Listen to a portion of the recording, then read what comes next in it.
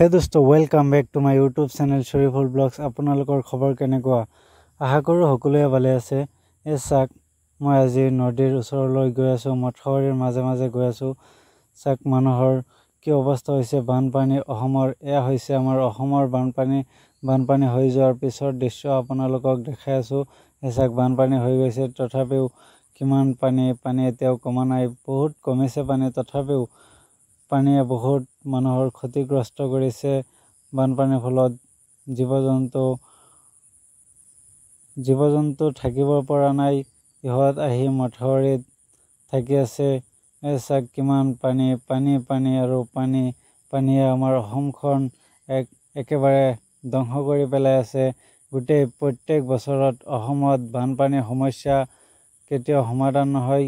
আমি বানপানীৰ সমস্যা সমাধান কেনেকৈ কৰিব পাৰোঁ? বানপানীৰ সমস্যা সমাধান কৰিবলৈ হ'লে প্ৰথমতে বেছি পৰিমাণৰ গছ-গছনি ৰোপণ কৰিব লাগিব।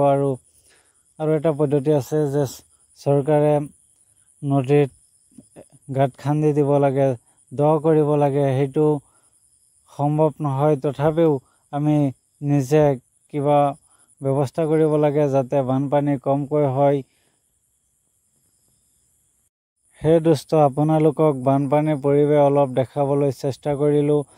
ভিডিঅ'টো চাই কেনেকুৱা পালে আপুনি কমেণ্ট কৰি জনাব, আৰু আপোনালোকৰ ফালে বানপানী আহিছে নে নাই কমেণ্ট কৰি জনাব।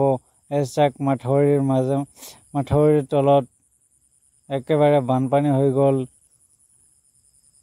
চাক বানপানী আৰু বানপানী, কিমান বানপানীয়ে মানুহৰ কি অৱস্থা কৰিছে, ক্ষতিগ্ৰস্ত হৈছে।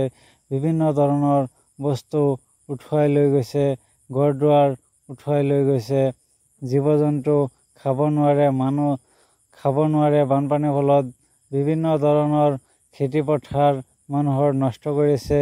খেতিপথাৰ নষ্ট কৰাৰ ফলত মানুহৰ খোৱাৰ বহুতো অসুবিধা হৈছে। গতিকে ইমানখিনি আজিৰ ভিডিঅ'টো, বাই বাই।